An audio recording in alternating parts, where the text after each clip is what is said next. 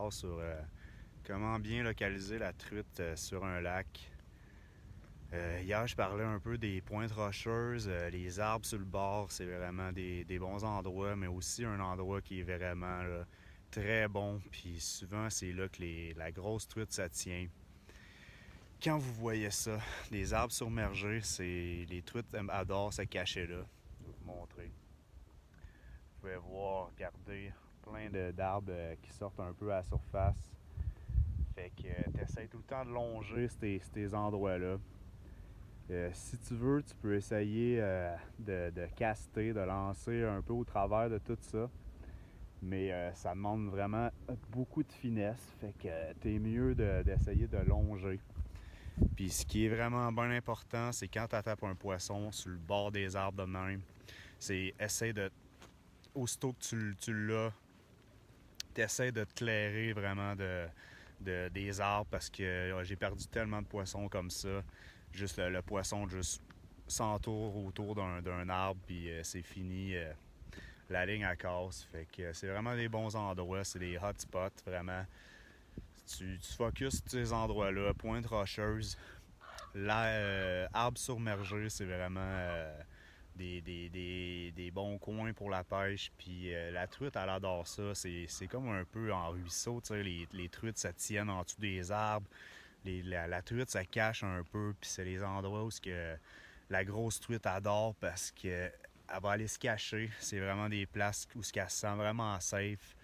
Puis vraiment une abondance de nourriture. C'est le restaurant du lac, tu sais. Fait que c'est vraiment des endroits là, que vous devez focusser quand vous allez à la pêche, vous voyez des arbres submergés, vous longez ça. C'est vraiment des super de bons spots. Là-dessus, je vous laisse. Bonne journée. Bonjour tout le monde. Aujourd'hui, j'ai décidé de vous faire un petit vidéo. Question de vous donner un petit truc quand vous pêchez en ruisseau. C'est vraiment important. N'ayez pas peur de vous accroupir des fois sur le bord. Parce que la truite, souvent, elle va vous voir, elle va voir votre ombre dans l'eau. Puis elle va juste s'en aller. Elle viendra pas mordre. Puis surtout, pendant ce temps-là, des fois, tu attends avant de lancer. Puis souvent, tu vas voir des truites qui vont venir manger à la surface. Puis ça te donne vraiment une bonne idée ou savoir exactement où est-ce que les truites ça tiennent. Puis tu tires pas exactement ta mouche où est-ce que la truite est en train de manger, mais juste un petit peu avant, tu la laisses descendre jusqu'à la place où tu les as vues manger. Parce que si tu la tires exactement au-dessus où ce que tu les as vues monter à la surface, ils viendront pas prendre ta mouche, ou à moins que tu sois vraiment chanceux.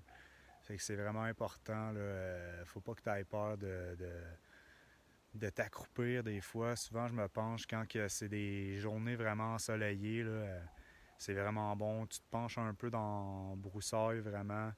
Puis comme ça, les truites te voient pas, mais toi, tu peux les voir. Fait que vraiment, c'est un bon truc.